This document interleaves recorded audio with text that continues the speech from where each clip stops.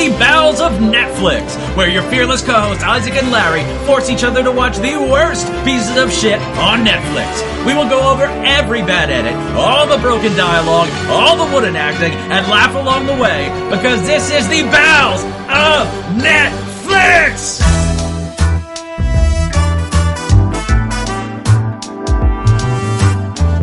Alright, and welcome to the Bowels of Netflix. I'm Isaac, and with me as always is my fearless co-host Larry. How are you doing this week, Larry? So last week we talked about a plan to put all children into a rocket ship and then shoot it off into space so they'd be off the planet. Now in the week between, I have reached out to several government agencies, and you would be shocked at how into the idea Elon Musk was. Did you clarify it's children He's like, of all races, creeds, and colors? He has the rocket halfway done. He was just like, he picked up the phone and I was like, yo, Lon. I call him Lon because we're pals. God, he seems like such an asshole. I call him Lon because we're pals. And he was like, I have been waiting for this day. And then he took me to the factory and he showed me the rocket and it was like halfway done. It's not that big, so we're really going to have to shovel them in there. What kind of crackers are we going to put on board with them? You had mentioned crackers last week. Fuck, did I? Are we going to go fun like animal crackers, or are we just doing saltines? Is that what do children eat? I just assume it's crackers. Rule. At least in my household. Like when you play Dungeons and Dragons, like every character, basically every class, I know wizards can't, every class pretty much can use all simple weapons. And I kind of assume like crackers are the simple weapons of D&D in real life, where everybody can eat crackers. So it's a safe bet of like, yeah, it's crackers. Way to leave out the gluten intolerance, sir. Not very inclusive There's of you. There's got to be gluten-free crackers. Well, yeah. I'm going to start calling you a gluten-free cracker when I'm angry with you, when I'm cross with you. You gluten-free cracker. It's got a good ring to it. GFC. I know how it's spelled. Cracker. Doesn't sound as good as cube. Oh God, we are the Bowels of Netflix. Old friends hate each other dearly. Every week one of us has to review the worst movie either we can find on Netflix, and that's where you guys come in, because you get to listen to us squirm and squeal and cry piteously into the void. Yeah. So find us on Facebook, find us on Twitter. We're the only Bowels of Netflix in your life. If you have another, we're coming after him. We're going to beat him senseless. That we don't do that kind of thing. Send us an email, bowelsofnetflix@gmail.com. We would love to hear from you. If you've seen any of these movies, have any suggestions, want to tell us how much you hate us, that's always an option too. Make sure to rate and subscribe, all that fun stuff. You know how podcasts work. Leave a review, tell your friends, tell your family, smack your grandmother around a little. She's been mouthing off lately. Anyway, Larry, what movie are you covering this week? It's the Little Rascals. You gave it to me, you fucking knobhole. It's the Little Rascals. Man. A movie that stars almost exclusively children. Yeah, which you love, right? Children? No, children are the worst, and I hate that this exists. This movie's a Frankenstein of content that deserves to burn in the eternal pits of Netflix hell. Oh, I was so glad to give you a movie. It's almost exclusively children. That was like the tipping point. Great. It really was. Yeah. It's You're like, welcome. I hate young children and you hate teenagers, so it's really funny how we've fallen into this niche of... I mean, I also hate teenagers, but I hate younger children so much worse. I'm more afraid of teenagers. That's something. Are they allowed to carry knives? I mean, no one's allowed to do anything. I don't know, man. Not in this economy. Thanks, Obama. Speaking of thanking Obama for things, my dog is being an absolute knob, so you're probably going to hear him in this movie, and I just can't even deal with him right now, so we're just going to have to live with it.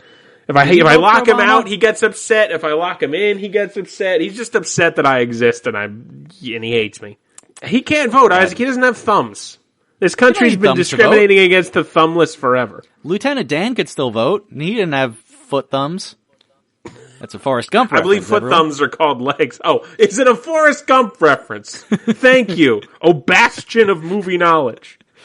Little Larry, Rascals. We need to start a ska band called Foot Thumbs. I will play the trumpet because I believe that's the only. You play the drums. Oh, the kazoo? There's no kazoos in ska bands. There can be. Listen, ska bands consist of two things: trumpets, drums, and the bass. Which one of those two do you want to? God damn it! Which one of those three instruments do you want to play? Which gets the most ladies? None of them. It's a ska band. Zero ladies. What are you talking about? Who gets to spend the most time at the glory hole at the truck stop? All of them. They all got to squeeze into one hole. Oh, God. All right, Little Rascals. Fucking, yeah, this is great. Let's go directly from a 3 dicks in a glory hole joke to the Little Rascals. That seems like a good career move for me. A good comedian career move here. Little Rascals, 1994. I was 3 years old at this point. Wee pup. 6.3 out of 10 on IMDb. We'll talk about it, but Little Rascals is weirdly very loved. Well, childhood nostalgia. Yeah, speaking of, well, we'll get to that too. So speaking of the Rotten Tomatoes, 23% on the tomato meter. Audience score is 70%. Damn. This movie it's powered entirely by nostalgia. 100%.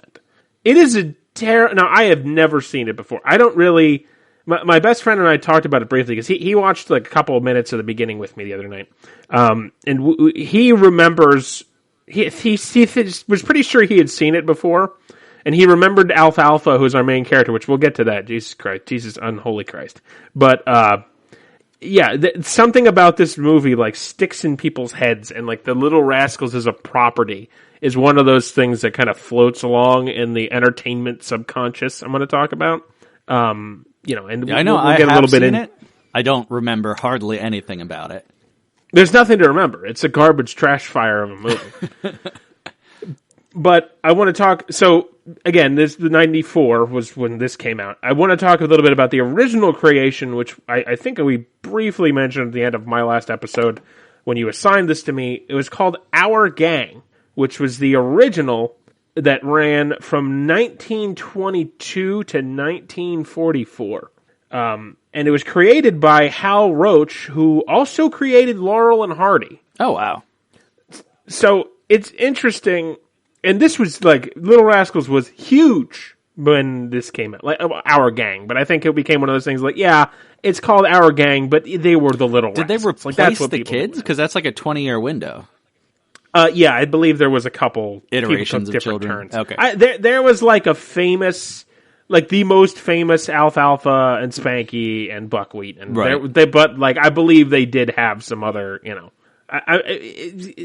Well, we'll talk about it, but yeah, it's like a kind of like on Broadway. There's people. I think Michael Ball famously played Phantom of the Opera. He was the Phantom, and he was probably the most famous one. But there has been several, right? Sort of that sort of thing. So.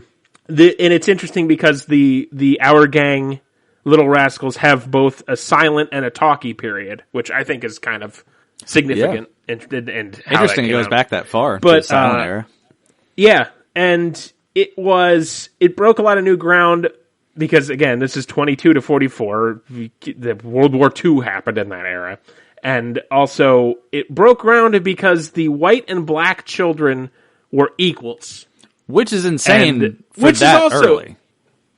Yeah, and I believe they got into some trouble. Now, there is some... This is still that era. Right. And it did have some not good Almost stuff. anything regarding race in the 20s, 30s, 40s, 50s, 60s. The children in the silent era... because they would be text to express speech, they were given it's called in Wikipedia stereotypical Negro dialect, and some of the characters I won't get into it because I don't think it's a part of history we need to necessarily revisit point by point, but the African American characters were portrayed in a particularly bad manner, but not the entire time, and the most famous of them, like of the 4 regular, one of whom was named Matthew Beard, by the way, which I think is kind of interesting. Of the 4 like regular main black actors, they've come out and like in defense. 3 of them have come out in defense of like we were treated like equals. They've said the one guy said that he portrayed Hal Roach, the creator, as he just didn't see race. and it was more of like these parts that were not portrayed in a particularly, they were portrayed in an offensive manner today. It was more of like that was the time, and it was not supposed to be like, look at these awful, stupid people. It was more of just like, that is how comedy works. There's stuff from the Stooges. So they've come out defensive. It's sort of similar, like some of the ancillary black characters you look at now, and it's pretty cringy, but they didn't mean any ill will at the time, and it's hard to judge through today's lens what's almost 100 years old. Right, and you know, so, but it was very significant, and they got into some trouble, like I said, with some of the southern states, with how they were portrayed, because the black children were portrayed as just as important to the plot as the white children. It's a good sign if you're pissing off the southern Dixiecrats of the 20s and 30s. I think you're on the right side of racial justice if you've angered them. Exactly. And so some of that exists still in this movie, but you know, I think it's more significant back then than it is here. Right. It's not going to matter for the Little Rascals 1994. But also what I want to point out too, and we'll dig into this part later, is that the initial creation for the Our Gang came because Hal Roach, like I said, he was a Hollywood guy. He came up with Laurel and Hardy. And he, or what was it, Laurel and Hardy or Abbott? You said Laurel and Hardy, yeah. Oh, it was Laurel and Hardy. Sorry. He was auditioning a child actress to appear in a film, and what he had realized was that she was way too made up, and she had rehearsed way too much, and he waited for the audition to be over. He was like, "This is the fucking worst." And after the girl and her mom left the office, he was looking out the window and at a lumber yard. And basically, he just saw a big group of children who were just arguing about a stick. And he said he realized he had been watching the children bicker about it for 15 minutes. And he just thought, let's film that. And that's how the Little Rascals That's pretty cool. Born. I like that origin story. He really, apparently, when he was filming them, he, would just kind of shout to them in a megaphone. And he would explain the scenes and then let them improvise, pretty much. Wow. He really wanted to let them be kids. And apparently, that was the director, more so than Roach. For a while, they didn't even do scripts. They would just be like, all right, kids, so in this scene, you're building a go-kart and you're trying to get to the moon. And they would be like, so pretend you're trying to do that. So, and I think there's something to say about that. And we'll kind of touch on that in the movie itself we're going to review today, because I think some of that they tried to do, and the rest of it they fuck it up, and it just doesn't work in 1994. Yeah. I was really kind of fascinated on by a big that. budget production in 1994. I think it's a lot different, where you have lighting and you have cues and you have sound guys, and I think it was a lot more rough and ready back in the 20s, where they actually could just guerrilla style get it. I'm kind of curious to actually see some of the old stuff to see what it's on YouTube. Like. Probably, yeah. It's still children, and I've said before, that old kind of, there's something about old black and white stuff that just doesn't appeal to me, and I think that makes me a fucking, what's the word, a Luddite, sort of. But I don't know. Something, it has to be really, the Three Stooges is a notable exception for me, that I love the fucking Three Stooges, but how can you not, if you grew up with it?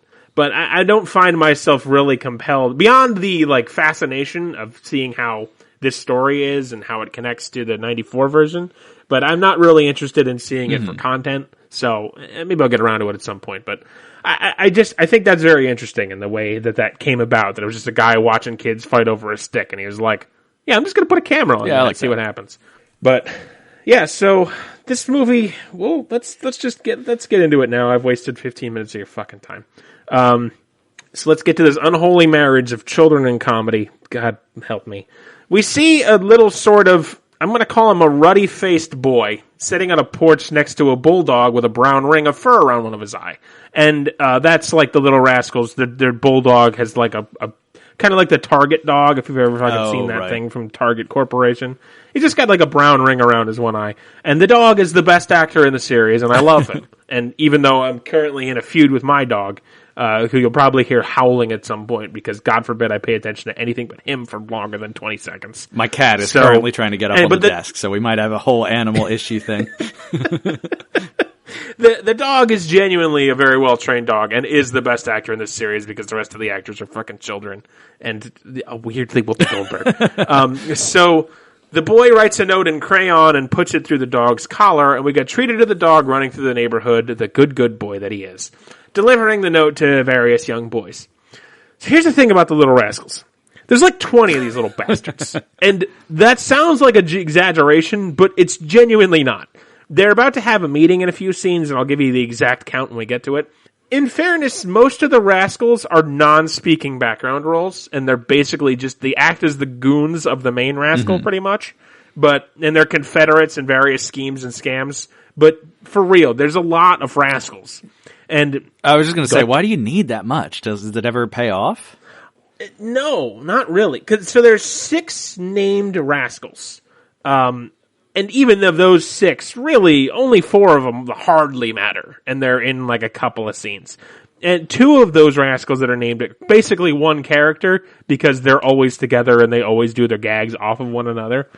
So it's kind of 5. And even, again, of those, the 3 other Rascals who aren't our main characters are really like, they're just props. Yeah.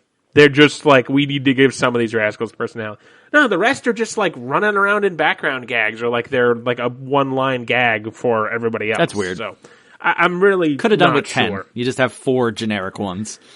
Yeah, I guess it's a throwback to, I think, because the old, in between 22 and 44, there's like, because it was short, it wasn't episodes of Our Gang, it's shorts. It's how the Three Stooges, but it's basically episodes. So there's like 268 fucking Little Rascals from ye olde times.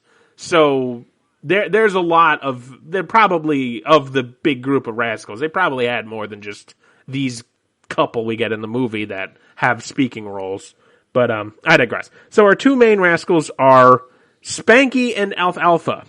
You may be wondering why Larry made up such stupid names for those kids, but I did not. Those are the characters' actual names in this movie. We'll like I said, we'll touch on the others mentioned briefly when they come up, but it's not worth getting into. Like I said, the club dog Petey goes around gathering all the kids. We see that Petey is a very smart dog who can ring doorbells and generally seems smarter than the rest of the cat. I would call Petey the straight man to the rest of the Rascals. That's amazing. Which seems like it should be funnier than it is, but doesn't come up as much as it needs to be actually funny. We see 2 of our side Rascals, Porky and Buckwheat. Porky's just like a kind of fat little white kid who doesn't really matter at all, and I think his whole bit is he's the youngest one. He might be like 4, and the rest of them might be between 7 and 8. And Buckwheat is a skinny little black kid who also doesn't really matter at all, except for the fact that Eddie Murphy played grown-up Buckwheat on SNL for a long time. Right. I forgot about that.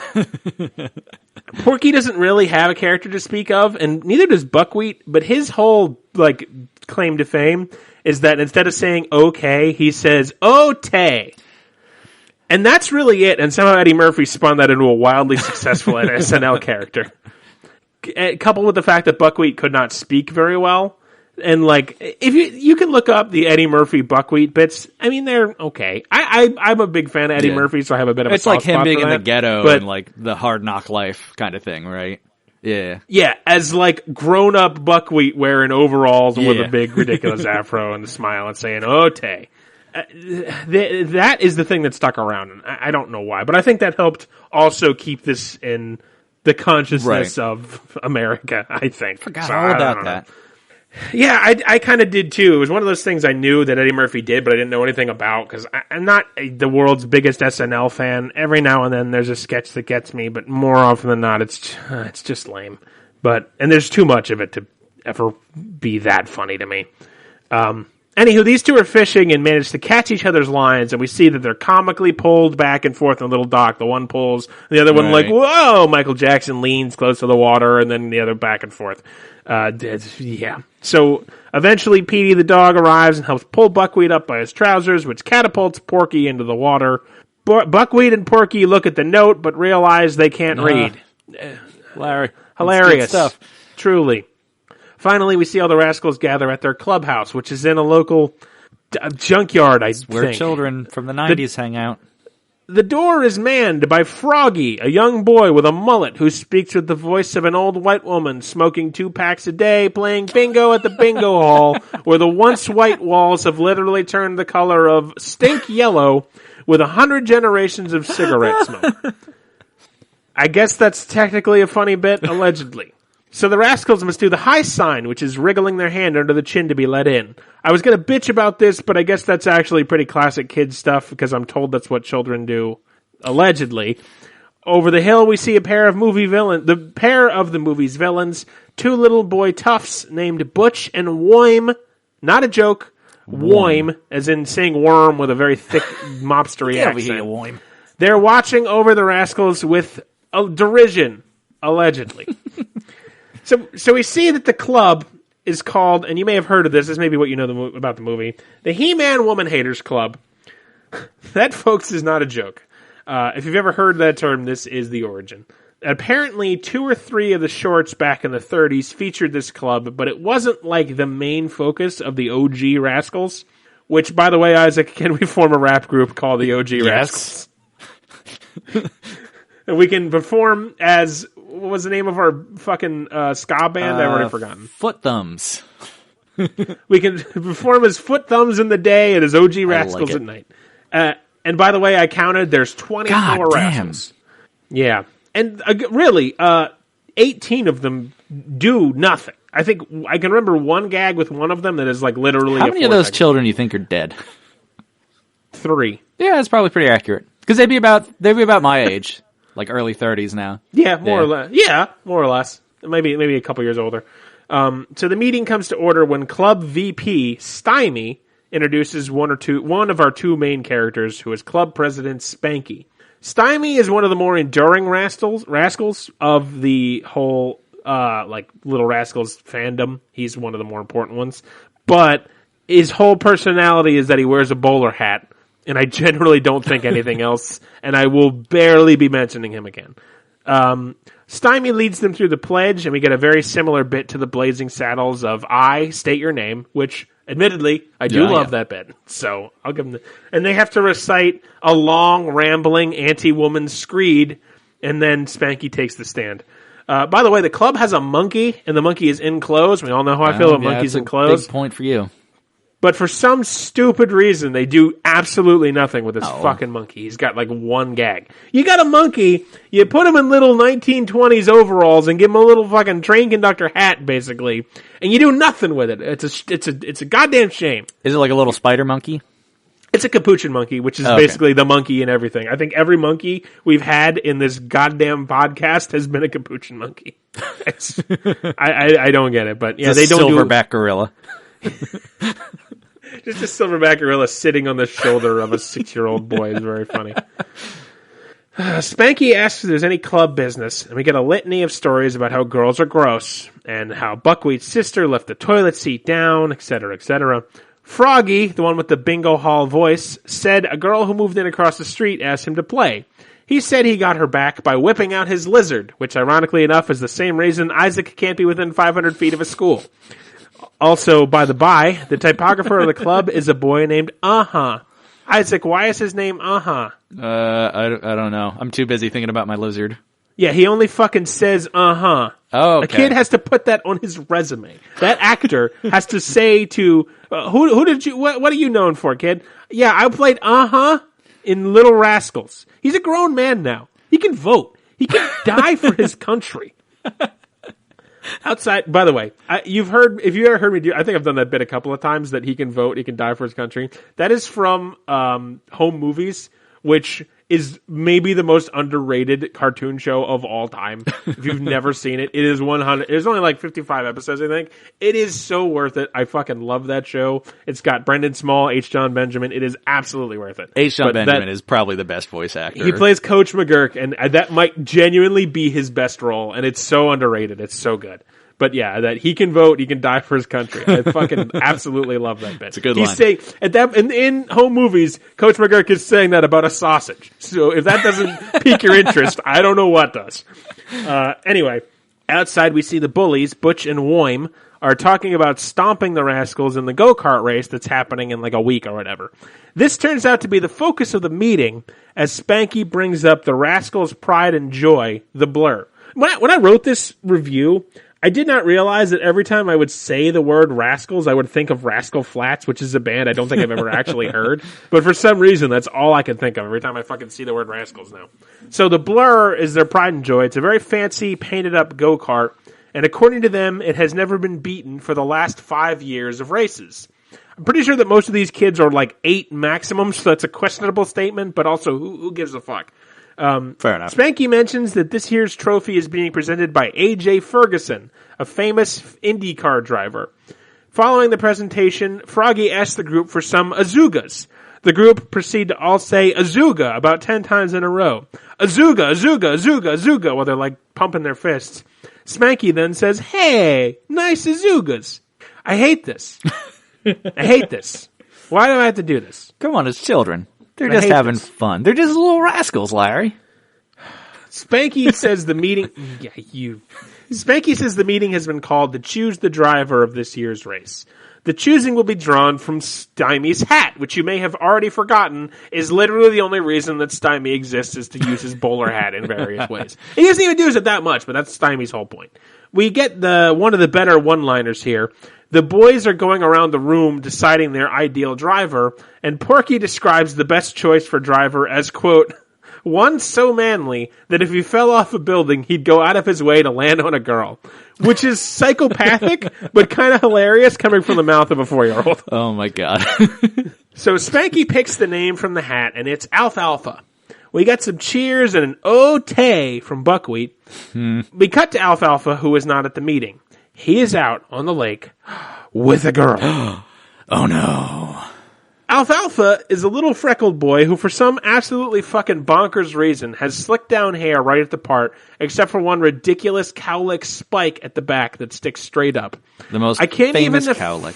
I can't even fathom what the actual hell was going on in the 1920s that this was the choice made. And if you've never seen this, look it up. Look up Alfalfa, Little Rascals to see what I mean, because it's worth seeing if you can't picture this in your head. By the way, henceforth, I will be calling him primarily Al. He can call me Betty, and Betty, when I call him, I can call him Al.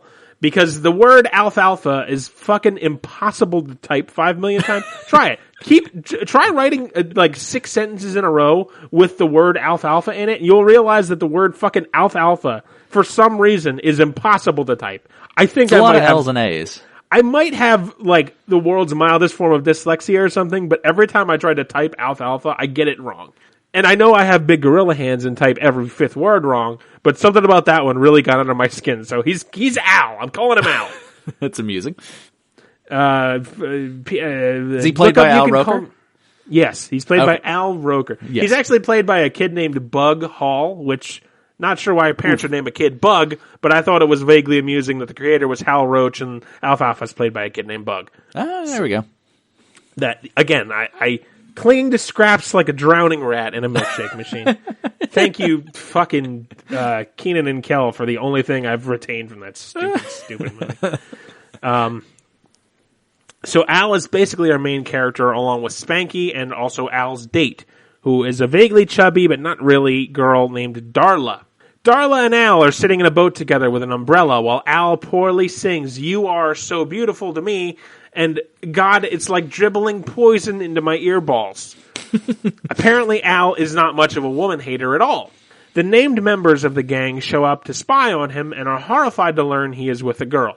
Al says some dumb kitschy romance shit like, "We're two hearts with but one beat," and even I want to fucking yak.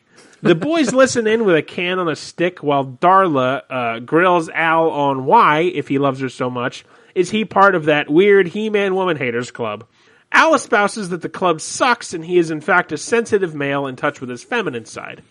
Al offers to take her on a picnic tomorrow, and Darla counters that if he truly loves her, he will prove it by having the date inside the HWMHC clubhouse. Apparently it's swimming day tomorrow, so Al agrees, which makes Darla swoon. She rubs his hair, pushing down his weird cowlick spike, and then kisses him on his little boy lips. As she does, Al's hair spike springs back up with an audible sproing noise. So, is that his dick? Isaac, his dick. is that his dick? Is the It's joke his that dick. it's his dick? I need your help. Is that a dick? It's his dick. It's gotta be his his little boy dick, fucking rock hard as the Dickens. Would it be weird if an adult said that to a child? Your little boy dick is hard as a Dickens? No, if you're just made a joke comparing his hair to a dick, would that be weird? Yeah, that'd be Okay. really weird. Keep that in mind. Oh, God. Then remember who some of the cameos are in this movie, Isaac. Oh, no. No, Larry. No, it's not what you think. Okay. Yeah, I don't think we mentioned it, but one of the reasons you picked this movie was for one of the celebrity cameos that takes place. And there's a few, but there's one that's it's a winner. Yeah, and by the way, I totally forgot to mention. The reason I usually, my favorite thing is Google reviews, but the problem is this particular cameo is, I'm going to call it polarizing, and it has literally infected every Google review, and unfortunately they all reference it, and I wanted to keep it a secret, so that's why there's no Google reviews today. So we get a brief scene here with the two bullies, Butch and Woym, trying to make a go-kart, but it falls to pieces like the car in the Blues Brothers, which is one of the best scenes in any movie ever, is when the Blues Brothers get to their destination, and the car they literally travel across the country and literally falls to pieces around them. I fucking love the Blues Brothers, and that scene is incredible, so this amused me in that sense. There's a lot of things in this movie that remind me of things that I actually like, even though this movie's a pile of shit, and I think that's affected my review. They roll up right in front of Al, who's heading off on his big date with Darla, as he crows about successfully fooling everyone. After some dumb, unfunny banter and Looney Tunes-esque trickery, we see the bullies give chase to Al all throughout their little slice of what I'm going to say looks like Reseda, California. The gags include Butch and Woym getting covered in car paint, lots of unnecessary fast-motion chase shots, get used to hearing that, and Al getting chased by a rich guy's dog. The rich guy in question is a small, rich boy, who I'm going to call Rich Boy, because the rest of it doesn't matter. He rolls up on Darla as Alfalfa arrives and compliments her beauty. He tells her she has the sophistication of a woman of 12. And I don't know if that's funny or not. I couldn't reason that out. I'm uncomfortable. This whole movie makes me very uncomfortable for weird reasons. Apparently, the rich boy's father bought the local oil refinery.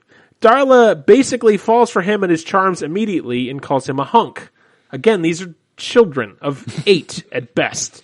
I digress. They gonna be fucking.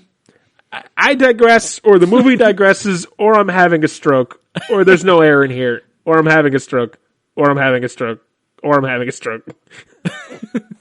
So Al and Darla go into the club. The clubhouse is like this really shoddily put together pile of trash and old doors and just shit they found in the junkyard that's like hastily cobbled together into something vaguely resembling a domicile. There's like Al pulls out like an ironing board from the wall.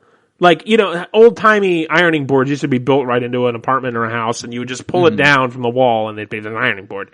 And he does that, and it's already set up for a fancy dinner for 2, which is a relatively clever sight gag. It's like, that's something Bugs Bunny would do, and I can appreciate that. Like, he pulls it down, and there's already a tablecloth and a fucking candelabra and, like, nice plates. It's a good sight gag.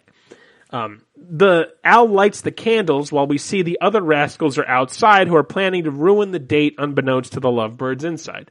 Spanky shoves a whoopee cushion under Al's ass, and instead of just saying, oh, it's a whoopee cushion, he pulls a J-Lo and just fucking decides to play it off as it's real. I'm still so upset about that goddamn wedding planner, J-Lo. just say he's not your fiance, you stupid idiot. God damn it. So yeah, Al pulls one of that and just plays it off as it was a real fart. Froggy grabs the grape soda and filters it through an old shoe, which... Something about that, just getting to say the words old shoe. Old shoe is another one of those phrases I just like saying. You gotta say it like J-Lo. Old shoe. No, don't. Oh. I do genuinely like J-Lo. I don't understand what happened with that whole fucking picture. It all went wrong there. My wife listened to that episode and she shares your fury. She was like, something about Larry describing that movie made me unbelievably irrationally angry about that movie. It's so dumb. God damn it. Anyway, fuck, where was I even? Okay, he filters the grape soda through an old shoe. Spanky and some of the others pour cat litter into their sandwiches, and the thought of this is too awful to bear, so I shan't be covering it any longer. We see the Rascals are checking these items to fuck with the date off of a list, which will be important later. Okay. It's a plot point. Al and Darla eat dessert, which it just looks like a fucking rice ball. I don't know what it's supposed to be. And Al reveals that he hid a ring from a Cracker Jack box inside of it. And also, Alfalfa can wiggle his ears, and I don't know, for some reason I find that deeply upsetting. But that I can do that too. That's how I signal to the missus that I'm ready to mate. Can you actually wiggle your ears? Yeah. Oh, hang on. Let me pull up the camera. Do it. Oh, but you don't have headphones on. Yeah, do it. I don't know how well you'll be able to see it, but oh God! Oh, you're a freak. It's not hard. You just pulse the muscles on the side of your head. I can't find those muscles on the side. I don't know. It's like weird. Your ears are coming. And you can like hear the blood move around in them too. It's weird. Oh God. So the child's ears are coming, and the two kiss after Al asks Darla for a big wet one. I don't know, man. Old timey phrases are weird. I'm gonna dab my way out of here. Is there a lot of tongue? Yes. How old are they again? 18, 19? 8. Teen. 8. No. Teen. No teen. No teens in this movie. There actually is no teens in this movie. Yeah, There's no teens at all in this movie. That's actually that's a nice change of pace for the pals on Netflix. All right, so the Rascals have had enough and start pounding on the locked doors. Al freaks out and blows out the candles before folding up the ironing board, except he very obviously misses one. He tries to hustle Darla into a closet, but as a proper 30s lady, she is pissed that he's ashamed of him and leaves in a huff. Al goes out to confront the boys, pretending he has a toothache by tying a rag around his face in that old-timey way you'd used to deal with toothaches. I don't know the science there. He tries to play them off and keep them out of the clubhouse, but suddenly Darla explodes out of the back of it in the blur, which is the go-kart, which she uses to escape Al's affections. Al looks in, bewildered, and sees that he has accidentally set the clubhouse on fire. Of course. We get an unfunny little 5-minute section where the boys all change into dirty fireman uniforms and start ineffectually fighting the fire with various young boy tactics. While Buckwheat and Spanky Buckwheat and Porky go off to call the fire department. Of course, they don't know the number for 911, and even though they're across the street from the actual fire department, they're too dumb to realize it and just run back. Again, little kid humor, not funny. This drags on far longer than it should be. Eventually, they get a nearby fire hose from a building, and Spanky ends up riding it as it shoots a high-pressure water stream up into the air. The clubhouse burns to the ground. Darla breaks up with an unconscious Alfalfa, throwing the ring down on him. She then just immediately runs over to Rich Boy, who was just there. He's just there, suddenly, and runs off with him, arm in arm, and they're going to perform into the talent show together, which is something she agreed to do with Al that I forgot to mention. Okay. A trial is held in the ruins of the clubhouse, with Spanky presiding as judge. Al pleads for his life, I guess. Jesus, Al apologizes. Lord of the Flies? Just wait. Al apologizes for letting the whole gang down, but Spanky finds him guilty and sentences him to death? Execution at dawn. Jesus. Holy shit. Stymie steps in and asks Spanky to put Al on probation, making him guard the go-kart from the bullies day and night. Day and night. I guess the parent... Well, we'll see Al's parents. It's very strange. We'll see his dad. Additionally, Al is not allowed to talk or ever think about Darla again, or else they'll murder him. They do like the thumb across the throat noise. I'm sure that sounded great in the recording. I'm so sorry. Sleep with the fishes, eh? Yeah, pretty much. So... Al has a wacky fucking dream about him and Darla dancing in wedding clothes at the edge of a cliff, and then the Rascals show up dressed as Vikings. It's all deeply upsetting. It's basically he has to choose between his friends or his lover. Again, children. Weird. So he doesn't and falls off a cliff instead and wakes in a panic to see that the other Rascals have decided to come keep him company overnight. And we get a whole, so we see the Rascals all in the ruins of the clubhouse while it's raining and lightning and thundering, and we see Darla's having a sleepover. And we cut back and forth between Darla and the boys, where they're like, the boys are girls are weird, the boys are weird, and then they're doing this whole girls smell, boys stink weird, back and forth, fucking Grease sort of thing. Right. But every time there's lightning and thunder, they all scream. at the top of their lungs, like fucking Pee Wee Herman style. It's very, very annoying. That sounds insufferable.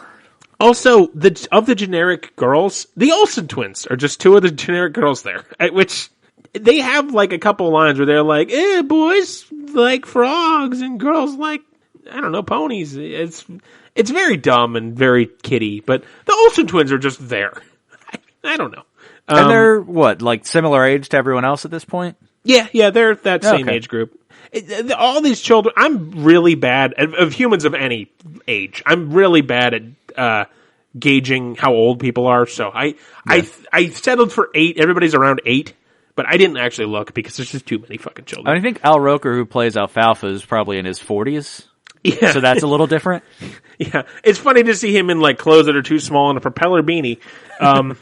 But if you don't have the image of Al Roker and a propeller beanie in your head, you're not allowed to listen to the show anymore. Especially in the 90s when he was big. He was a big boy. He's svelte now. I saw him in a commercial or something when I was out at a bar or whatever. We get mirrored scenes here where both of our love interests express they aren't thinking about one another with the other gender, talking about how they hate the other gender. It's fucking tiring. It's all tiring. Are we going to do this show forever, or can I just die at some point? Yeah, at some point you will. Thank God. So it'll help if you get an iPad. You'll feel better about that. There's no Apple products in this movie, by the way. It seems to keep coming up in your movies. I wonder if What a Girl Wants is going to have any Apple products. God, that'd be one of those fucking colored iMacs that are like see-through from the early 2000s. Oh, right. My fifth grade computer classroom had one of those. It was that weird baby puke green color. I'm not kidding. That's what it looked like. So the next day, the Rascals go to the lumber yard to get more wood for the clubhouse. The guy running the lumber yard is fucking Norm from Cheers. Oh, God. I forget the actor's name now. Oh, shit. Because he's in other stuff, but I mean, he's Norm. If you've ever seen Cheers, he's Norm. It is... Shit. Can't find it. Norm's the big one, right?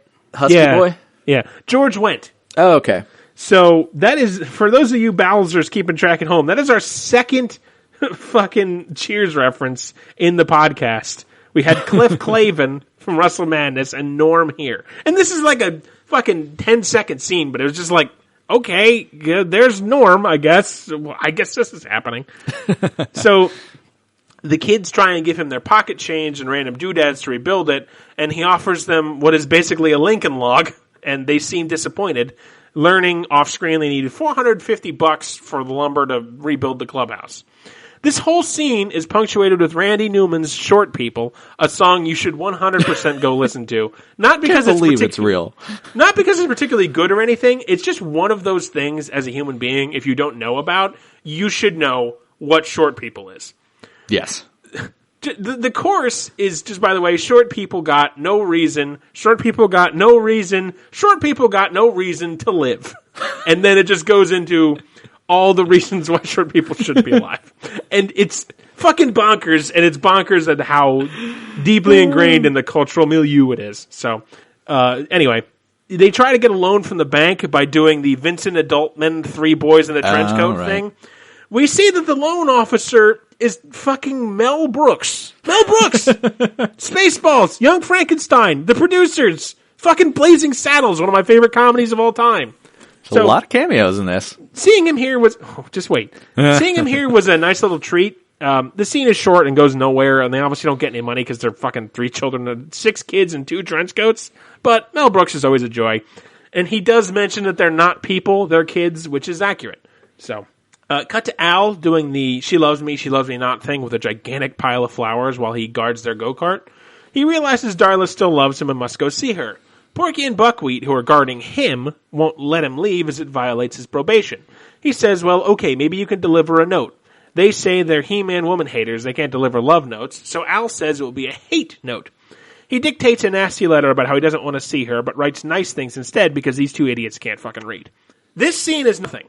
But the reason I bring it up is because something I remember clearly from growing up is because the line is because he's dictating this as he's writing something else. But Alfalfa says, "Dear Darla, I hate your stinking guts," and then it goes on from there. And that is something my former step grandmother used to say all the time.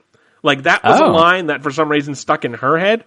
And interesting. Like, so I heard this and I'm like, oh, this is where it's from. It like just kind of struck me like a bolt of lightning. But anyway, the whole fucking gag is he writes it, they forget, they lose the note because they're morons, and they just tell it back to her, so she gets the wrong impression. That's so his plan failed. Yeah. So they tell Al what happens because she gets upset, and he says he has to go tell Darla the truth. The others won't let him as Spanky forbade it. Al says Spanky isn't the boss of him, and he'll cut Spanky's throat just like he cuts the throat of the Parmani brothers over on 42nd Street after they defaulted on their loan to Big Lou. But of course Spanky is right behind him, so here's the whole thing. Spanky takes Al to the ballet studio where Darla is at practice or recital or whatever. I'm not really sure and I don't care. They try to get in so Spanky can make Al forcibly break it off with Darla under penalty of death. However, they are stopped by the ballet teacher, played by Lee Thompson, who was Lorraine in Back to the Future. It's like so many. It's like kissing my brother, Marty. So Spanky demands the two of them wait until Darla comes out so Al can break up with her proper. We get a brief scene here where Buckwheat and Porky are guarding the blur. The two bullies tie $1 to the leg of a duck and send it flapping by him, and our idiot rascals chase after it. The one bully says, nothing beats a buck and a duck. To which the other says, except a suck and a fuck, right, boss? And the first one says, it's a kid's movie, Woim, tone it down. And then one says, I'm 45 years old, you insensitive knob jockey. And then the joke just awkwardly ends because I'm not a professional and didn't have anything else beyond that. So anyway, the buck and the duck thing actually is real. The bullies try and steal the blur, but a ridiculous Rube Goldberg trap is in place that covers the boys in pickles and pickle brine, which somehow effectively defeats them. I don't understand. Alrighty. Back to Spanky and Al. Al is playing with a frog when the same bullies from the last scene have just fucking warped here via fucking Skyrim fast travel, and they show up, so our rascals run for it. We get a bunch of fast motion gags, which are never funny, as they try to hide, keeping accidentally open up doors to rooms full of girls who scream when they see the boys. Like, they open a door, it's like, whoops, just one of those. Eventually, our two rascals hide in the costume room and dress up as ballerinas to fool the boys. Much like Elmer Fudd and Yosemite Sam when Bugs Bunny would show up as Carmen Miranda covered in fruit. The bullies are easily bamboozled by the rascals in their girl disguises. Spanky tricks the bullies into walking in on Lorraine changing, who gave me some weird feelings about my childhood, which promptly escorts them out by their ears from almost seeing her in the buff. Meanwhile, Al and Spanky accidentally join Darla and the rest of the girls, all similarly dressed in the same ballerina getup. Darla doesn't recognize them, and Al starts sweating profusely at being this close to Darla's intoxicating musk. Yeah, I don't know why I wrote that, and I'm kind of regretting that decision. She hands him her hanky, a word my grandfather used to describe as the bandana he blew his nose into. Oh, God. Al uses Darla's hanky to wipe himself down, including his pits, and Darla lets him keep it. She mentions she is nervous because Rich Boy is in the crowd. Another ballerina mentions that Rich Boy is Darla's girlfriend. Darla's boyfriend. So she flipped on Al pretty quick, huh? Yeah. That was this afternoon. Al tries to talk himself up while he's in disguise. Darla says she used to know Alfalfa. She says he took the best years of her life. So, this is the part where I realized why I really, really didn't like this movie. Remember how I said the whole origin of the Little Rascals was kids fucking around with a stick? And how, like, the whole bit of how Roach coming up with it was like, hey, let's let kids be kids. Right. And try and, like, film around that. This movie goes the whole opposite direction sometimes, where it's like, let's make these kids as adult as possible. And that's the part where it's like, you just lost me. Yeah. Like, that just loses me. There is some, like, I was thinking about it, because when they were going into the clubhouse and doing the high sign at each other, like, I was annoyed, but then when I thought about it, I'm like, well, yeah, I did that kind of shit as a kid. Like, that is a kid thing. There's parts of this movie that get it right, and even, okay, yeah, I know it's a gag that I hate children. I genuinely really don't like being around children, but, like, there's some joy there. And I can see, like, the whole idea behind, like, let's get children in their, I'm going to call it natural habitat, for lack of a better available term. That's, like, there's something there, and I can see how that could be fun. it made me think about when I was a kid and the dumb shit like that I used to do. And I mean, even when we weren't kids, but us fighting over a stick in our early 20s, you, me, and Josh in the living room, fighting where there was 3 people and 2 sticks, and the whole goal was don't be the only asshole without a stick. So even just shit like that. Yeah, we were like 23. We got intense too. Yeah, there was some head injuries, I swear. So just even like that, like reminded me of like a time of just goofing around as a child. And I could see like there's something to that, and I could see how this idea came about and how it could be something. Of like kids in a little kid club they made up. It's very natural. When they like over-addled it is when I lose all interest. And maybe that was a bit they did in the 20s and 30s as well. I don't know. But that, for me, is really where I checked out. And so when she says, I knew Alfalfa, he took the best years of my life. Yeah, I guess that's supposed to be funny, but it just totally missed with me. And maybe other people found that funny. I can see where there's humor there of a 6-year-old kid saying he took the best years of my life, but like, that's where I mentally checked out. Like, that's the point where I realized, like, oh, the reason I'm not enjoying this is because they're, like, making them weirdly adult, and it's clashing with the parts where they're playing them off as children, and I just, like, totally lost the I feel like you need to pick one and go with it. And also, the kids being adults doesn't have as much legs. Like, that's a skit. No. It's like a 5-minute skit that could be good if that's its shtick, but, yeah, just kind of peppering it in through the movie is weird.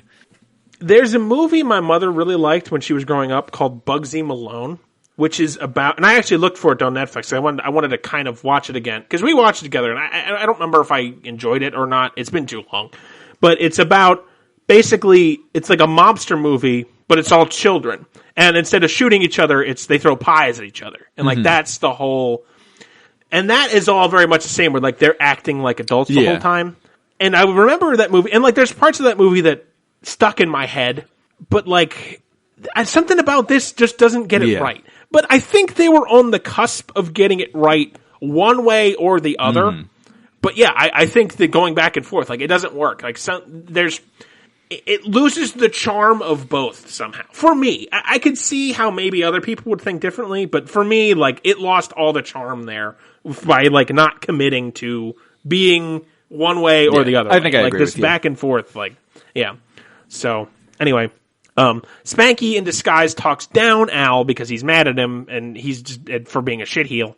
Darla says she misses Al's voice because when he talked, she would melt like a popsicle on the 4th of July. It's just, these kids with these weird adult phrases. It's weird. It's weird and off-putting. And it's like, it's not funny. And I feel like I drove to the wrong part of town and I'm looking to a map trying to get to the hat store, but somehow I'm on New Brunswick Street. So it's just like, I'm not like uncomfortable. It's just like where am I? Like where the fuck is New Brunswick Street? Like the whole presentation is so off-putting. Like something about it just didn't click. And I don't know. I just don't like it at all. Yeah, it's a little too sexual. Melting popsicles. It's pretty sexual. Well, like, I thought that, but I was like, I thought, okay, these are children. I'm really going to give them the benefit of the doubt that it wasn't intended. We tend to find more sexual stuff and things because you and I are both obsessed with sex. It's becoming a problem. I don't know, melting popsicle. Come on. That seems a little bit, but just, it's something about that is like, this is so not what a child would say. You're right, yeah. And I feel like the Little Rascals should be kids. Yeah. And like, I don't know. Again, maybe it's just me, but something about this whole thing, this was very off-putting. That alfalfa really steams my clam. See? There we go. Much better. Christ. Oh, so our boys in disguise try to leave, but Lorraine comes in and hustles them on stage with the others. We got a way too long scene here where the boys obviously can't ballet, so they fuck it up. Eventually the frog from earlier comes into play. It ends up down Al's leotard, and he flip-flops around trying to get it. They ruin the performance, and as they try to flee, they see the bullies outside waiting for them. Al ends up in his underwear for some reason. I think I blacked out when that happened because I genuinely don't remember, and I must have been typing and missed it. Spanky tries to distract the bullies with his woman routine. He draws their attention while Al runs away. As Spanky leaves, one of the bullies says, "Got any fries to go with that shake?" And again, Lord. I'm very lost in this. Spanky loses his wig, so they see it's him, and the chase is back on with more fast motion running. More comedy chase here that drags on too long with shitty fast motion. It's never funny and gets used way too much. Eventually, Al ends up naked in front of Rich Boy and Darla in a pool. Again, Darla just fucking fast traveled from the studio to there.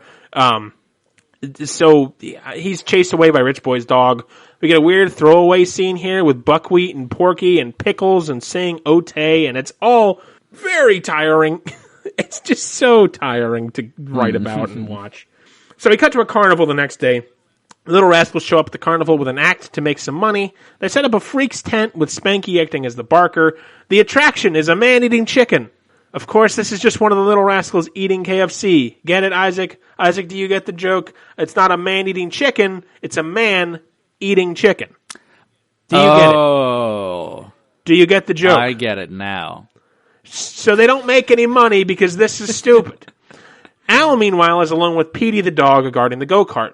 He's writing stuff and runs out of paper, so Petey brings him some more. What Petey finds is the original list from the date where the Rascals were checking off their plans to fuck up the relationship, if you recall. That I said was important, even though it seemed, how could that possibly be important? So Al hops in the go-kart and heads to the carnival.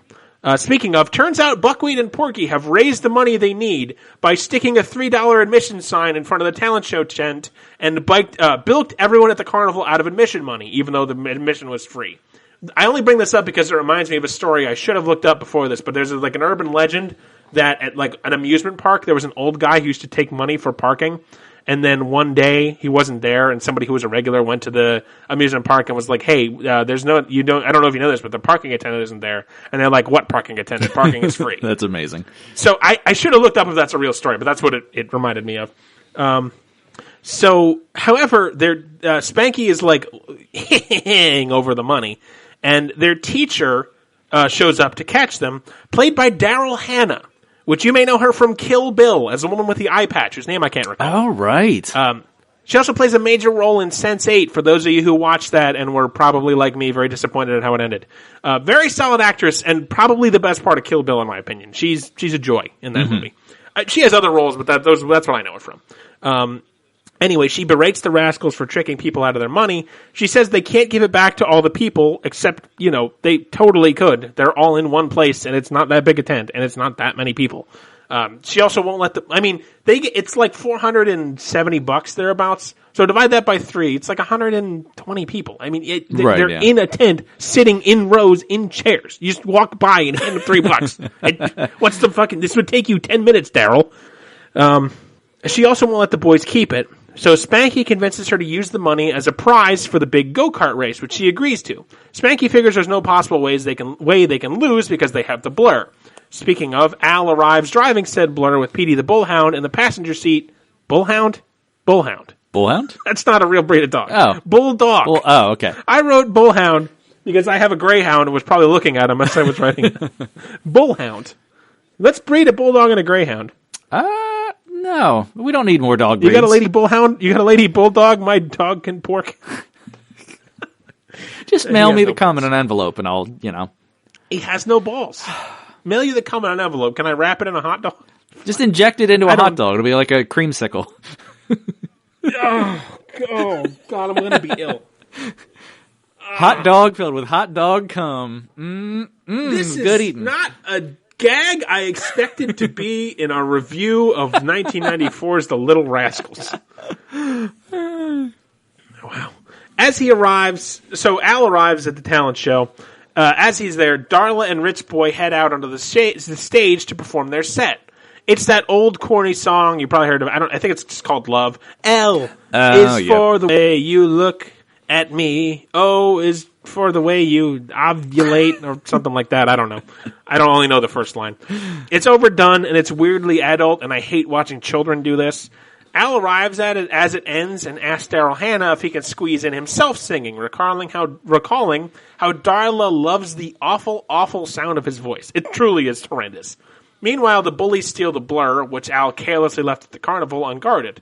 These bullies just lurk in the background of the entire movie, waiting to steal this go-kart. And they do. I guess we get that fucking plot line fulfilled. We get some back and forth between Rich Boy and Alfalfa, where Al tells him he'll win Darla back through the power of song.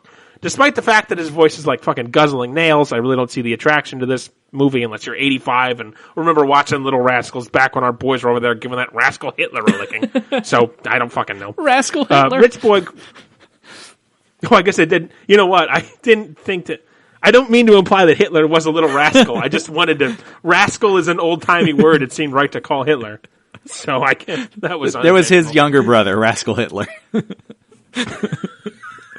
You know, the descendants of Rascal Hitler went on to form Rascal Flatts. Funny thing people don't know. Oh boy, that's an allegedly if I ever heard one. Man, there needs to be a drag queen cover band of Rascal Flats called Rascal Heels. Come on, you know that's gold. You know that's gold, baby. You are so beautiful to me. Rich Boy, quote-unquote, sabotages Al by pouring liquid soap into his water. As such, when Al goes to sing, bubbles come out of his mouth while he's singing. Of course, everyone in the audience laughs at him, and for some reason, Darla is mortified by this. I don't understand. Following the performance, Spanky and Al confront one another and call each other a bunch of nasty names. Al calls him a Judas priest, obviously conflating Judas Iscariot of the Bible, famous traitor to Christ of Nazareth, and the band Judas Priest, led by famous immortal vampire Ozzy Osbourne. You're a little. I wanted to make a joke here. Yeah, I mean, hey, he's still alive. He should have been dead 40 years ago. And I don't mean I want him dead. I mean his lifestyle should have killed him a long time ago, and he's still. He also was not in Judas Priest. He was Black Sabbath. Oh shit! Fuck. Who was in Judas Priest? I don't know. Someone less important. Fuck. I absolutely screwed that up. I didn't look it up. You're right. You're right. I don't know. Somebody less important. Well, I wanted to make a joke here relating Jesus Christ Superstar, because I don't know if you've ever seen Jesus Christ Superstar. The whole plot of it is basically Judas and Jesus angrily singing at each other for basically an hour and a half. I haven't had the pleasure yet, no. But, well, you're gonna. While I was looking up some of the song and thinking about the lyrics to make a hilarious Jesus Christ Superstar joke, I accidentally wandered into the fact that Judas was once played by Tim Minchin and literally stopped and watched the entire play. I bought it on YouTube and watched the entire play, and it was distracted for an hour and 45 minutes, wonderful. And 100% forgot the Little Rascals. Tim Minchin is a gift to mankind. I love Tim Minchin. His voice is like the smoothest fucking butter down my gullet. And it was incredible. And I genuinely love Jesus Christ Superstar. And the songs are great, and he was great in it, and it was awesome. So that's my review of Little Rascals, is go watch 2012 production of Jesus Christ Superstar starring Tim Minchin. Anyway, so the Rascals have their big falling out and realize that the blur has been stolen. Al is kicked from the club and does the "you can't fire me, I quit" always bit, good. And the club goes their separate ways. We see a sad montage of everyone on their own, including Sad Petey, which was adorable but funny. He's like laying on his Petey's like laying on one of the porch. He's the bullhound, and he's like laying there sadly, and he like uses a paw to smack over his bowl of food so he can like kind of lick one on his side, and then he does a big dog sigh. I love it. And also, my dog just spends 95% of his time sighing at me. Why do they do that? Fucking dogs. Because he hates me. That's why he does it. I don't know. The montage goes on for about 30 seconds before Stymie and his hat go to talk to both Spanky and Al and convince them to make up with one another. And then after some mild slapstick, they do and apologize to one another, and they're friends. And it was 30 seconds. That's all it took. All right. We do see, they go to each other's houses and see they're not there. We see Spanky and Alfalfa's fathers, and they're just the larger versions of them. That's awkward. Like, Alfalfa's dad is just like a tall guy in the same outfit with the same cowlick, and I just don't understand, but I don't care. That so much. I hated it too. I'm just trying to get through this. So they make up and they're friends, and they're like having a discussion about changing the very nature of the club because Alfalfa says, I like girls and that's never going to stop. And Spanky's like, yeah, I know. The Rascals all come back together and have an inspiring, yeah, we lost the clubhouse. We didn't lose the club. We're still the best. We're going to win the race. And then inspiring music kicks in. And following that montage, we get another montage of building and designing a new go-kart from a bunch of useless shit from the garbage and the guts of a washing machine. Well, okay. They call their shitty garbage car Blur 2, the sequel, which I'm deeply saddened to say might be the best joke in the entire movie. And it's not a funny joke, which is very, very upsetting. Yikes. So the day of the big race, we see Reba McEntire is the host of the race, apparently. So many cameos. Isaac, I have a confession to make. You like her, don't you? Reba McEntire is a woman I know literally nothing about, except that she's famous and had a TV show called Reba. And every time someone has brought her up to me, I have been pretending that I know who she is and why she's famous. But I genuinely don't know anything about her. I think she's got a singing, songwriting career. Like, I think it's like country, so that's why she's never really been in my purview. Just based on the sound of her voice, it's definitely country. She has a very southern twang. And she may have been acting in this, but I think that's her brand. Without the tits. Okay. I mean, she's got tits, but they're just not. I knew. As soon as you said Dolly Parton, I just knew it was going to be about fucking tits. It comes with the territory. She herself is like very, aware of her boobs. And she makes comments about it, like that. She knows that's part of her persona. Okay, well, this is about Reba McEntire, who I guess normal is boobs, great value, titless Dolly Parton. She has boobs; they're just not part of her personality, which is fine. Oh, thank you. Is that fine? Reba, keep doing you. Keep them boobs, out of the spotlight. Okay, I'm just gonna blow past this with all the force of a rocket ship. So we see the bullies have repurposed the Blur and are also in the race, as well as Rich Boy and Darla, who show up in matching futuristic outfits and like a futuristic rocket cart. God. On the way to the starting line, Rich Boy calls his father, who is sitting in the crowd.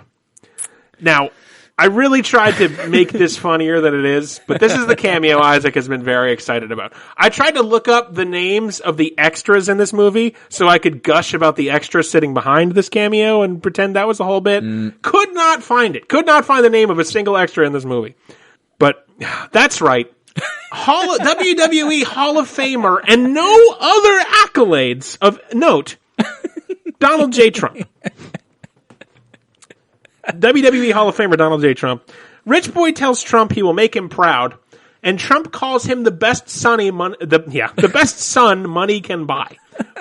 What you may not know, fun fact, is that Trump was not aware the camera was rolling, and this was, in fact, a conversation recorded off the cuff between Trump and a young Kurt Cobain, Trump's secret son that nobody knew about. That's a terrible joke, and that's literally the best thing I could think of. I don't know. He's in this movie for like 9 seconds. It makes me so happy. Yeah. So this is why. So okay, Donald Trump. Let's not get into anything else about him. He's in the fucking movie for 9 seconds. It was 1994. Every single Google review talks about him, which is why, like, I'm just not gonna do it. People are like, "Oh, I hate the Trumps in this movie." Right. Okay, he's in the movie for 9 seconds. I mean, come on, you're killing me here. It's like the Home Alone 2 thing, where it's like, who really cares? It's just a goofy kind of quirk. It's movie trivia. Right. Yeah. I personally do not like Donald Trump, and I don't really care he's in these movies. It's just like, this is... No, who gives a fuck? Yeah. He's not starring. He's not playing Spanky. He's playing in the crowd for 9 seconds, says one line about money, Donald Trump. Trivia. That's all he's good That's for. it. And it's but like 90% of the Google reviews talk about Donald Trump in the positive or the negative. This country, broken. I swear, I cannot believe he was president. It's just ruined everything. So anyway, on the way to the stands, Buckwheat and Porky, either accidentally or on purpose, I'm not sure, turn one of the arrow signs on the course to point the wrong direction. Our Our three teams of rivals trash talk each other as Al ties Darla's gross sweat handkerchief to the front of the garbage cart like a token of like knights of old. How they used to tie like sexy ladies' handkerchiefs to their lances. Same sort of deal. Continuing the running gag of crowd shots, Buckwheat says to Porky, "Hey, look, my mom is here." And Porky sarcastically says, "Ooh, Whoopi." It's Whoopi Goldberg, Isaac. Do you get it? Do you get the joke about Whoopi Goldberg? Oh, Whoopi. Well, Porky says Whoopi, which is a statement of excitement. Is that her real name, or did she really born with it? I don't know if I don't know if she's changed. I don't know if that's her profession. It's her sounds real like a name stage now. name. I don't know if she was born with that. Like Dolly Big Jug's partner. I don't know, but she wasn't born that way. She's beautiful in her way because God makes no mistakes. She's on the right track, baby. I think she was born. God that did way. not make her boobs. Is that funny? Is that no? Well, who did? The devil? Surgeon. Wait, I know the answer to that question. Yeah. Yeah. Oh, are they fake? Oh, I didn't know. I don't think about Dolly Parton's breasts. People, okay, what do you want from me? Morning, noon, and night. All right, it's like praying to Mecca. It's only 3 times a day though, so it's easier. Oh, this is going to be a weird transition.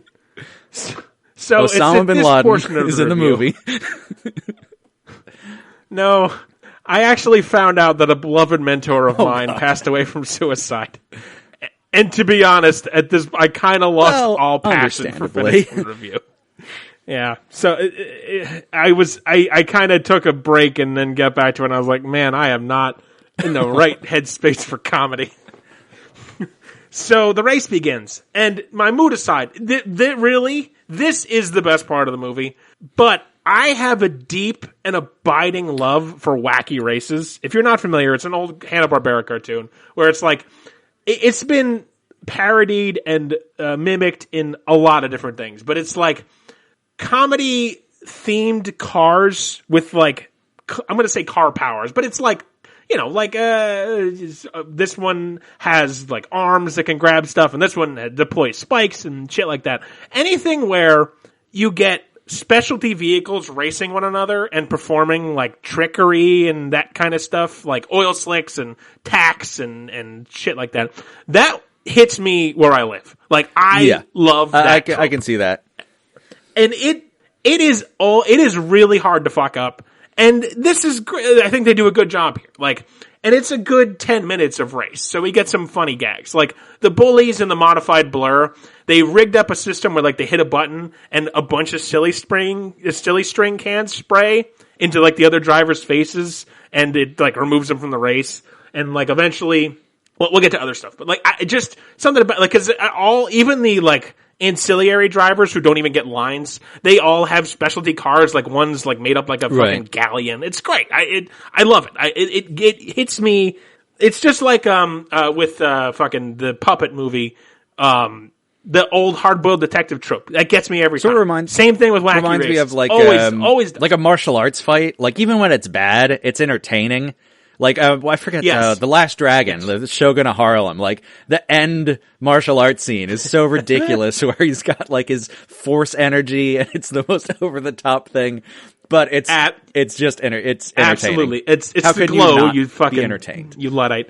Exactly. Like, same thing. Like, Jackie Chan has some bad movies, but I will never, ever be sad watching Jackie Chan, like, kick and flip and fight with ladders and shit. And same thing, like, I know I've talked about this, I didn't like Rogue One as a movie, but I am always there for fucking stormtroopers shooting at stuff. I'm there. I'll buy the ticket every time. I'm a sucker for that. Same thing. Wacky races and the like always get me. So this part of the movie was not bad, just for that reason.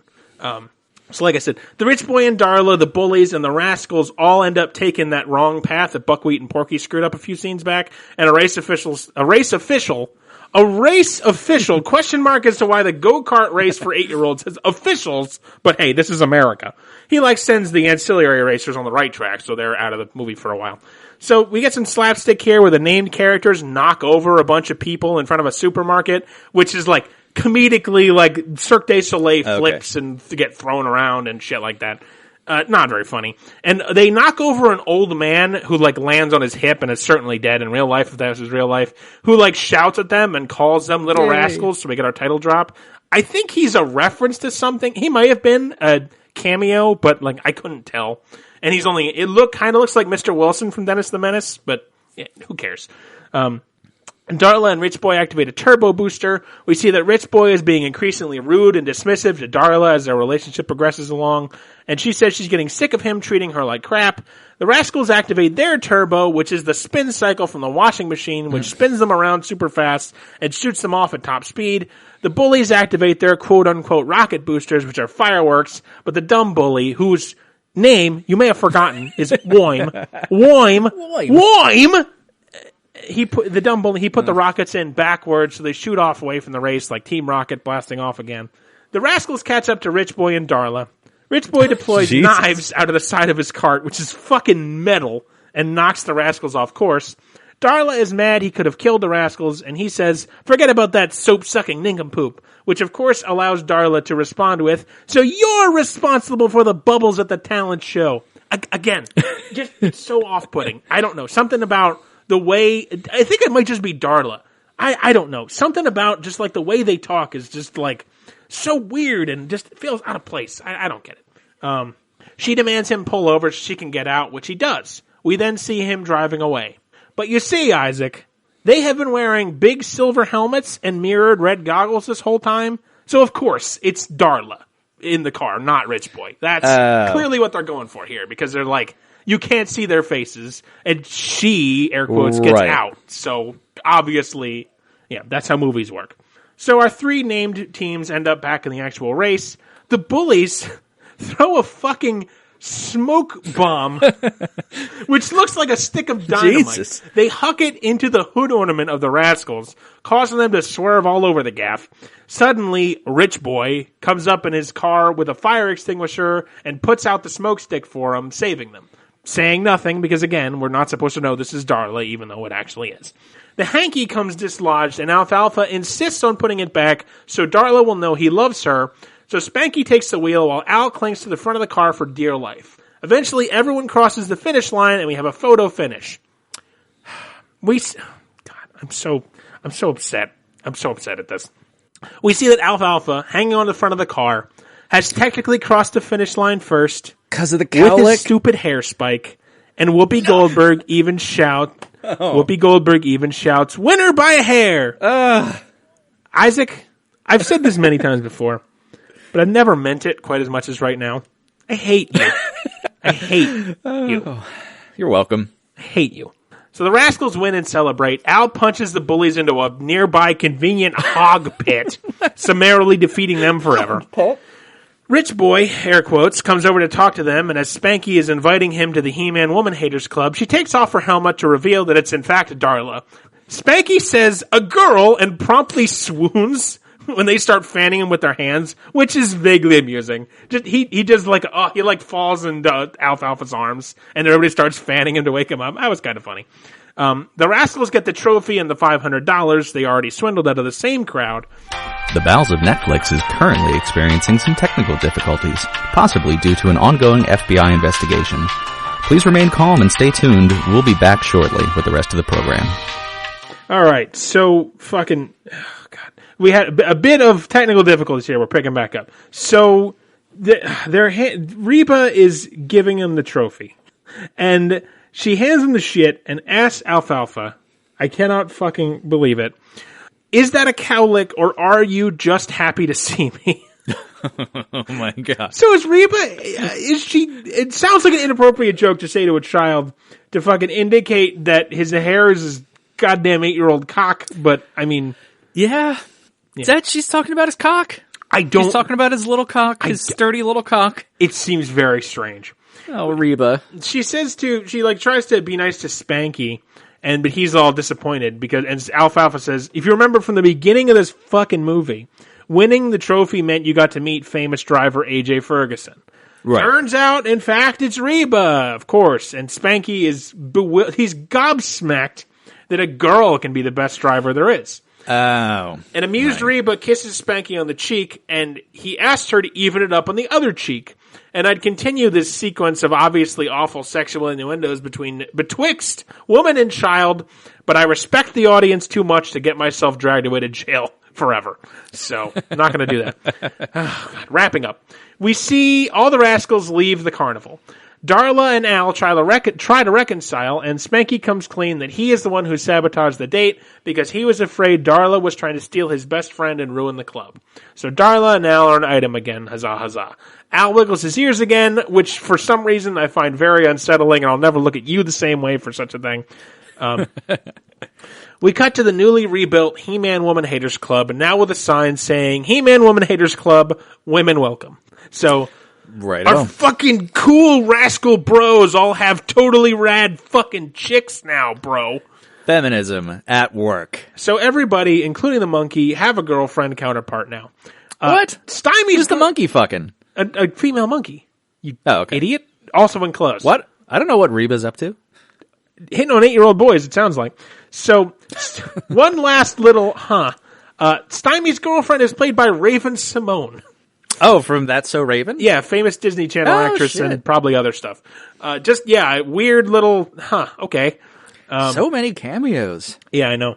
Spanky asks if they betrayed their forefathers, if they trampled on generations of honest woman haters who came before them. Timekeeper, who, if you've forgotten, can only say, I remember. instead says, Oh. Everyone is shocked that he learned a new word, and he launches into his version of your master's thesis bit about how extensive his vocabulary is. Everyone says "ote" and kisses their girlfriend, and Petey rolls his eyes in horrible CGI. Thank God. That's it. But wait, no it's not, because we get the credits over bloopers. Oh, God. Child bloopers. Which don't matter and aren't funny, but there's a few I do need to share. The actress who played Darla kept looking at the camera in her shots, and I think as it goes through as we're going, it just happens like 7 or 8 times. And by the last one, I'm pretty sure the director was ready to legitimately murder this small child with the level of frustration the director had about it.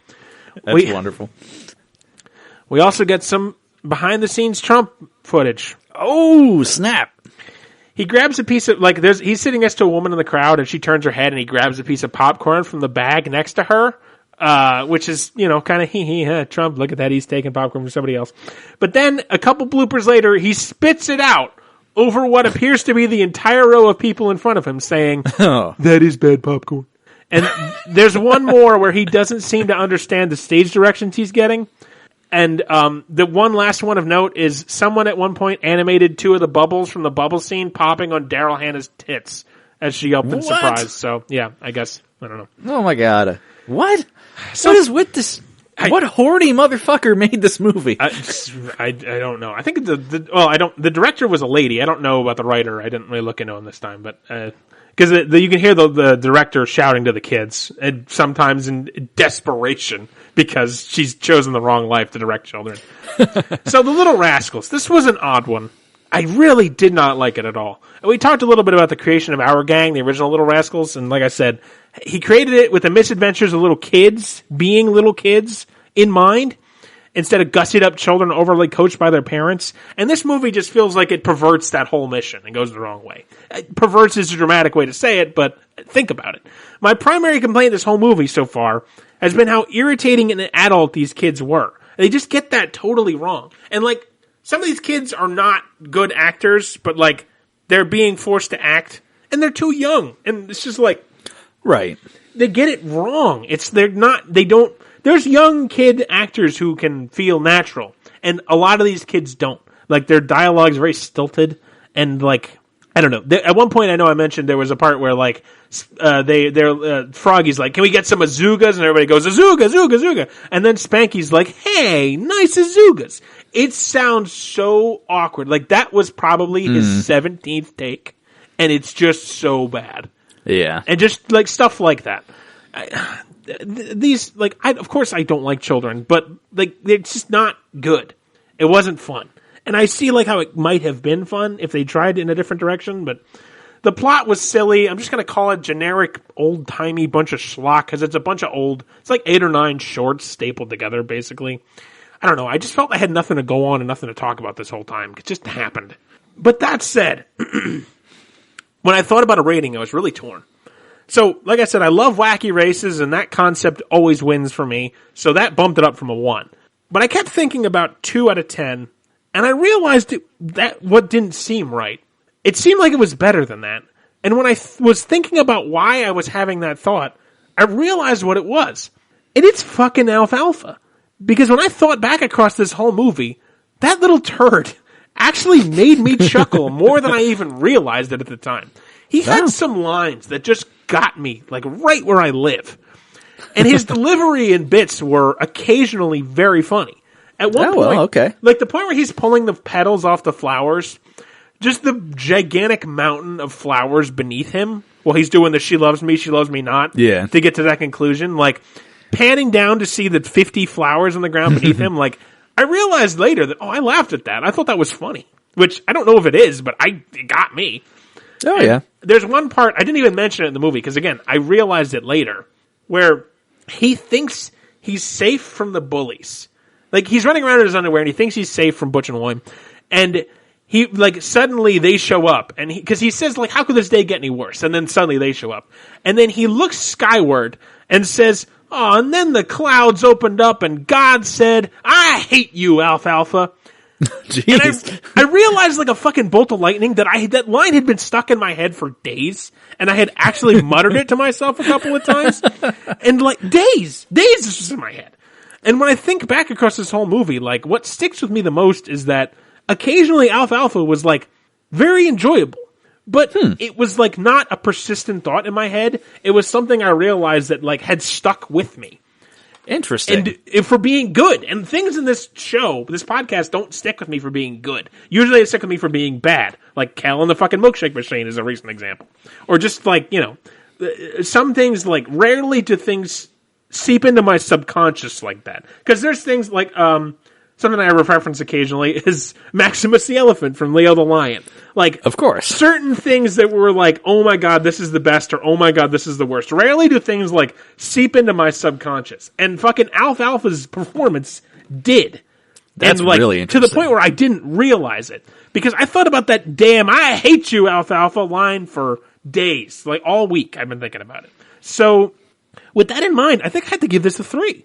Which is weird, because this movie sucked, and I did not like it.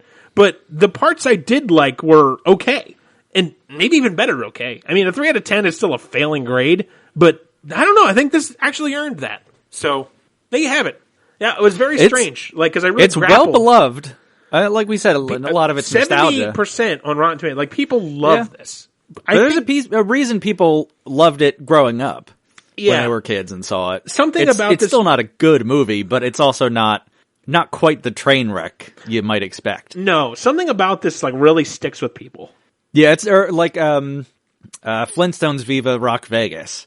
That's just like there's no way only insane people like it. Right. Like and this, isn't a good movie, but it's not bad enough that the average person can't like it. Right. I think there's enough there that it's like, all right, you know what? Fine. Interesting. So, yeah. I was caught off guard by my own brain, which doesn't usually happen because all I do is just fucking think too much constantly and ruin my own life. Little sleeper cell in your brain. Yeah. That one got with me, and I don't know why, but I'm gonna use that hard line. Little cowlick. Shut the hell up! I'm gonna use that line though. I'm gonna pervert it for my uses. And then the clouds opened up, and God said, "I hate you, Larry. You fucking piece of shit, asshole, white idiot." That is what God would say. Yeah, probably. All right, let's not waste any time. What's my next thing? I'm torn, but I feel like we haven't had enough Nicolas Cage on this podcast. Oh God, that could be either really good or really bad. It's a recent feature. Okay, well, it's not because I want to throw this out there. I think Face Off is a terrible movie, and I love it. So don't ever give me Face Off; it's too good. He's so hit or miss, that Mr. Cage. It is. He is an odd duck. I've heard it described where he either doesn't care and he wants a paycheck, or every once in a while he's like, "Oh, I'm actually going to act this time," and then he's good. Yeah. Oh boy, this is terrifying. Can't imagine this is going to be good. Mm-hmm. It's called Jiu-Jitsu. What? Could you? Jiu. What unearthly hell? Good old sci-fi action. What is happening in this? What the fucking trailer's playing, and it's very... Yeah, I saw the title. I was like, okay, just a martial arts movie. And I was like, oh no, there's some more stuff going on. This is very distressing, what I'm seeing. Oh, he's got long hair, and he's got big wide eyes, and he looks like a lunatic. Yeah, Nicolas Cage.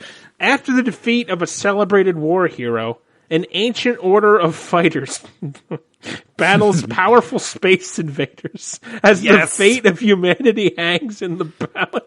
It's going to be so badass. What on earth? Larry, if when you're done with this movie you don't have at least one tribal tattoo, I will be very disappointed. It looks like a tribal tattoo movie. It's going to be so badass. I'm gonna listen to Nicolas Cage's voice here for just a second. Of course, as soon as I unmuted, the trailer stopped, so I guess I'm not. So, yeah. And the clouds parted and God looked down and said, I hate you, Larry. Shit. Jiu-jitsu. What is with this trend of movies just going back to, like, words that just exist? I don't know. Well, I mean, it is interesting because it's spelled Jew, jiu-jitsu. Yeah, that's low-hanging fruit. Just takes place in Brooklyn. It's, Hasidic rabbis just kung fu fighting. I mean, I'm sure that exists, and I will watch that movie. Yeah, no, that'd be pretty good. It's either going to be good or the worst thing ever. Oh, God. So what am I watching next week? I always forget. And, of course, it's because my computer crashed. What is my movie next? What is it? Yours is What a Girl Wants, Isaac. Oh, right. What a Girl Wants. What a Girl Needs. Oh, she needs to be at least 500 yards away from me, legally speaking. Yeah, it's true. So next week I got What a Girl Wants, and then 2 weeks from now, Larry's tangling with the rabbis in jiu-jitsu. I just the trailer stopped on Netflix, and it's just a picture of Nicolas Cage like looking inquisitively at, I'm gonna assume is his pupil, holding a quarterstaff between them. He's just got like fucking Buddha beads and long hair and a scraggly beard, and he just looks old and sunken faced. And I don't know. The question, my question for jiu-jitsu, without watching it, is: will his fighting be better or worse than Steven Seagal? Oh, it's got to be better. It almost has to be better. You could have Christopher Reeve starring in this, having been dead for a decade, and the fighting would be better. Oh wow! Oh Jesus! It's gonna be a pretty odd 2 weeks. We're gonna go from What Girl Wants to very jiu-jitsu. Very different movies. Oh my God! Well, thank you so much for listening. God, we love the shit out of you. Really, in the most literal way genuinely. possible. Genuinely do. If you listen to this, God bless you.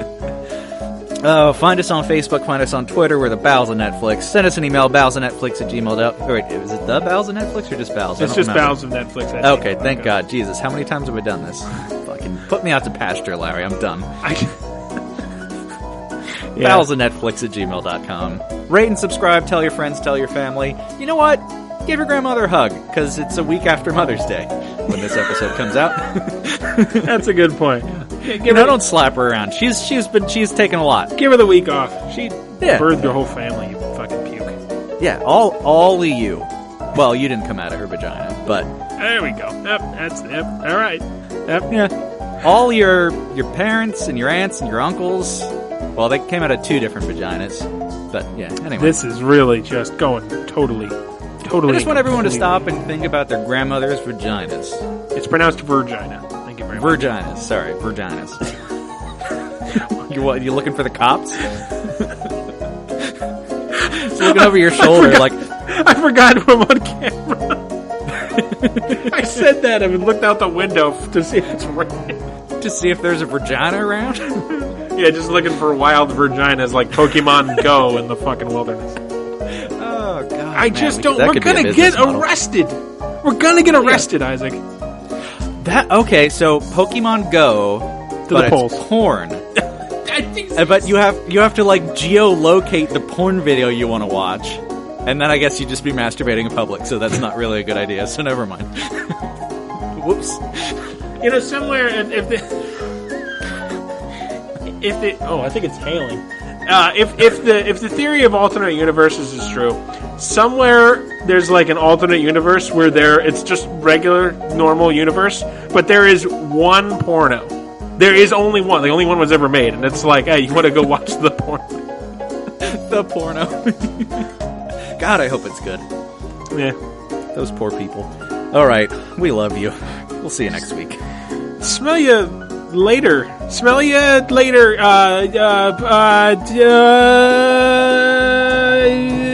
Winner by a hair. Donald Trump. Fuck. I didn't think of something. Smell you later.